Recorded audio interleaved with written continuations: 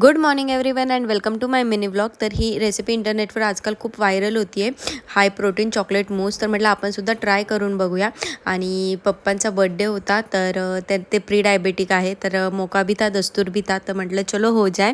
तर खूप easy recipe आहे. यासाठी तुम्हाला पनीर घ्यायचं आहे, कोको पावडर घ्यायचं आहे आणि स्वीटनेससाठी तुम्ही इथे गूळसुद्धा वापरू शकता. मी हनी वापरलं होतं आणि मी दूध टाकायचं विसरून गेली होती. त्यानंतर मला आठवलं, मग मी थोडंसं दूध ॲड केलं.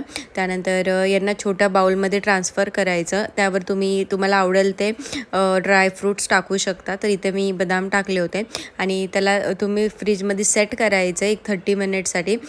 आणि माझी रेडी झाली रेसिपी. तर म्हटलं पटकन बड्डे बॉयला ट्राय करूया. आणि मलासुद्धा डाऊट होता की कशी बनेल, कारण ती खूप डार्क दिसत होती. सो मी फर्स्ट पप्पांना ट्राय केलं आणि गेस वॉट, त्यांना ती खूप आवडली. आणि मला वाटलं मी बनवले म्हणून पप्पा बोलतात की खूप छान आहे. त्यानंतर मी सुद्धा ती ट्राय करून